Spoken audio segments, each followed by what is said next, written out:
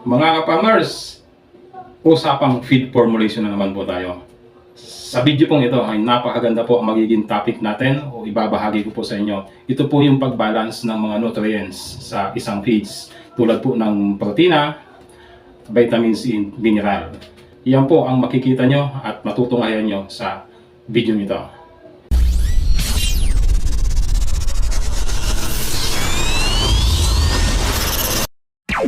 Ibabahagi ko po sa inyo ang strategy ko sa bagay na ito. Gumawa po ako dito ng tatlong category o categories para po mabalansin natin ang mga nasabing nutrients. Importante po yon na makategorize natin ang lahat ng ingredients o sangkap natin gagamitin. Napakahalaga po na maunawaan natin ang mga bagay na ito. Okay, halimbawa po ang mga gagamitin natin mga materialis ay ito pong babanggitin ko ay yung mga materialis ko po sa aking feed formulation Hindi po ako babanggit dito nang hindi ko pa tested, nang hindi ko pa ginagamit. Kaya po itong makikita nyo at ipapakita ko mga ingredients sa pagbabalance natin ng mga nutrients ay matagal ko nang ginagamit at matagal ko nang napatunayan sa aking poultry farm. Una po, ang corn o mais o corn flour. Yan po ay may 9% na protina. Pangalawa po, ang CRM o yung cassava root meal o cassava flour. Ayan. May 6.42% naman siyang protina. Then yung rice bran, D1 po ay yung pino pong darak Hindi po tayo gumagamit dito ng mga malalaking particles ng darak. Kailangan po yung D1. Yan naman po ay may 9.50% na protina. Yan po. Yung tatlo pong binanggit kong ito, yung mais o corn flour, then cassava flour, then yung rice bran, yan po ang mga source o pinanggagalingan ng carbohydrates. Yan. Ang pang-apat pong aking ginagamit dyan ay ang BSFL o Black Soldier Fly Larvae. Yan naman po ay may 50 o 50% na protina. Napakataas po, di ba? Then, ang panglima po ay ang Moringa oleifera leaf meal o yung Moringa leaf flour. Yan. May 31.50% naman yan na protina. Ang tataas po, di ba? Then, ang pang-anim, ang cassava leaf meal o cassava leaf flour. Yung dahon po ito ng cassava na naprocess sa cassava leaf meal po ang tawag yan.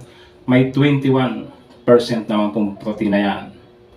Ang tataas ng binanggit kong mga materials, ang tataas ng protina. Then yung Madre de Agua o yung Trichantera gigantea, yan, may 18.21% naman yan na protina. Then, lastly, ang Azolla. Yan, may 21% din po yan na protina. Kaya po ang tataas po ng mga protinang kanilang naibibigay, kaya napakaganda po yan na mga materyales sa ating feeds. Yan, meron pa po. Bali, 11 pang ingredients na babanggitin ko dito. Ano na ba? Doon tayo sa fixed ingredients. Yung fixed ingredients naman pong tinatawag, yan po yung mga sangkap na hindi nagko-contribute o hindi nakukuhanan ng protein. Ito po ang corn oil. Yan. Corn oil po hindi po tayo gagamit ng ibang klase ng mantika. Dapat corn oil. Yan po kasi ang mataas ang linoleic acid content. Kaya corn oil ang ginagamit natin. Ang linoleic acid po ay dapat may required po kasi yan, requirements yan, dapat may 1% na linoleic acid ang ating feeds. Kaya corn oil po ang ating gagamitin. Then, ang eggshell powder, yan. Yung eggshells po, i-grind po natin yan para maging powder form. Yan naman po ang source ng calcium sa ating mga manok, lalong-lalo na po sa layer. Importante po yan. Yung mineral na yan, yung calcium. Then, asin o salt, rock salt po hindi iodized rock salt. Yan. Isa po yan sa ingredients sa ating feeds. Yan naman po ang source o pinanggagalingan ng sodium. Mahalagang mineral po yan sa feeds para sa ating mga alagang manok. Then, ang herbs and spices. Yan. Yan po ang nagsisilbing natural antibiotic sa ating mga alagang hayop, lalong-lalo na po sa manok. Yan po. Ulitin ko yung 11, corn flour, cassava flour, number 3, rice bran udarak. Number 4, BSFL o black soldier fly larvae. Number 5, Moringa oleifera leaf meal o Moringa leaf flower. Then number 6, Madre de Agua leaf flower. Number 7, kasaba leaf flower, yung dahon ng kasaba. Number 8, sola. Yan. Number 9, yung corn oil. Number 10, eggshell powder. Number 11, ang salt. Actually 12 pala, hindi number 12 ang herbs and spices, yung natural antibiotic. Ngayon mga kaibigan, yung dosing nabanggit kong mga materyales, kailangan natin makategorize yan. Yan po ay hinati ko sa 3 kategory. Bakit po? Kasi po hindi natin pwedeng kuha lang tayo ng kuha doon. Ito po akong ano pong available sa lugar ninyong doon sa mga nabanggit kong materyales. Pwede po natin gamitin yan. Hindi naman necessary ay lahat yon. Kung ano lang yung available sa inyo. Kaya pagkatapos natin makategorize ito, doon nyo po mapipili ang inyong gagamiting mga materyales. Yan. First category po, yung source ng carbohydrates. Yung 3 unang binanggit ko. Magkakasama po yon sa unang category. Yung corn flour, yung cassava flour, then yung rice bran udarak. Yan po ang source ng carbohydrates. Mataas po ang carbohydrates content niyan, kaya nasa category 1 siya. Nasa category 1 siya. Mataas ang carbohydrates niya, ngunit mababa o halos walang vitamins and mineral yan. Ngayon po, sa category 2 naman tayo. Yan naman po ang pinanggagalingan ng protina, vitamins and mineral. Kaya magkaiba po yan. Sa category 2 po, yan naman po ang BSFL o black soldier fly larvae na may 50% na protein. Kaya nga, nasa category siya kasi ang taas ng protina niya. Then, Moringa oleifera leaf meal o yung malunggay leaf flower na may 31.50%. Yan. Then, Madre de Agua na may 18.21%. Then, kasaba leaf flower, kasaba leaf meal na may 21% protein. Then, Nasola na may 21% din na protina. Yan naman po ang mga nasa category 2. Now, sa category 3 tayo. Ito yung fixed ingredients na binanggit ko kanina. Yung fixed ingredients po, mga materialis yan. Kaya nakaseparate din yan sila kasi wala silang naiko-contribute na protina. Pero po, napakahalaga ng role nito. Nandito yung mineral na pumupuno doon sa kakulangan na nakukuha sa ibang materyales. Nandito yung fats na pumupuno sa kakulangan ng fatty acids na galing sa materyales na iba. Kaya mahalaga po ang fixed ingredients na ito o category 3. Ang category 3 naman po ay ang corn oil. Yan, sabi ko nga kanina, yan ang pinanggagalingan ng fatty acids. Lalong-lalo na po ang linoleic acids, which is may 1% na requirement ang feeds. Yan po sa corn oil, kinukuha yan. Number 2, sa category 3, eggshell powder. Yan. Source naman po yan ng calcium. Isang mineral din yan na kailangan ng ating mga manok para sa buto nila. Lalong-lalo na po sa layer. Then, number 3 sa fixed ingredients o category 3 ay ang asin. Yan. Yan naman po ang source ng sodium. Mahalagang mineral din yan para sa ating mga alagang manok. Then, number 4 yung herbs and spices. Yan po ang combination ng oregano and siling labuyo. Yung hinugpwa. Yan. Yan po ang nag-a-act o gumagalaw as natural antibiotics sa feeds. Yan. May 3 tayong category, di ba, na binanggit ko.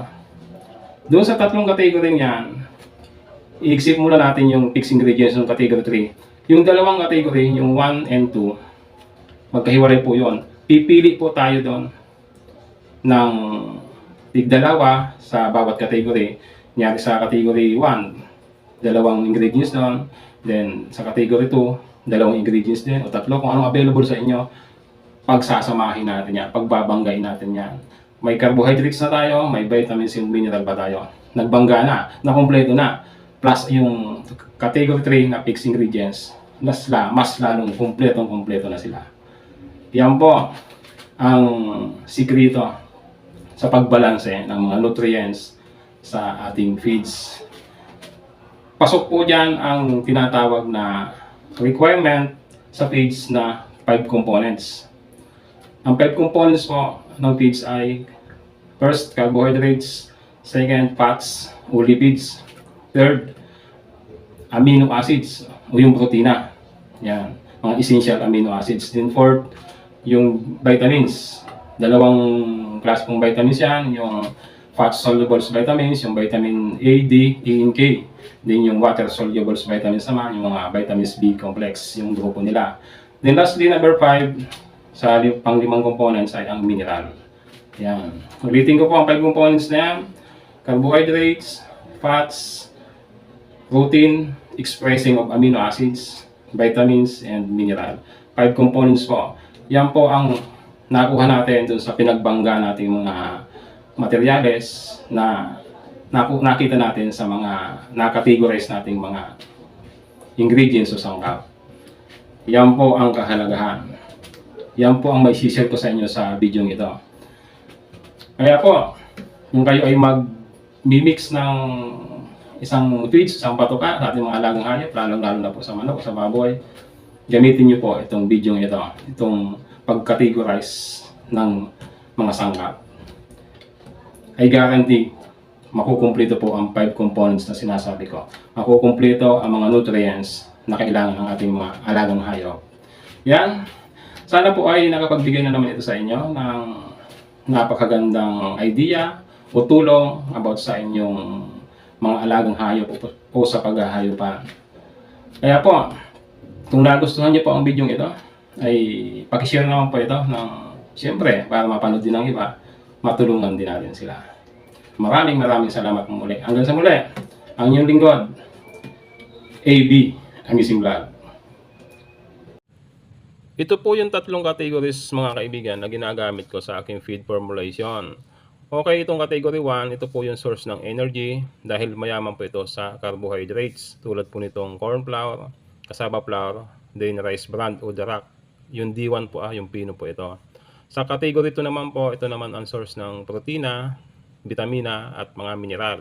Tulad po nitong black soldier fly larvae, malunggay flour, cassava leaf flour, madre de agua flour, then azolla flour. Sa category 3 naman po, ito po yung fixed ingredients.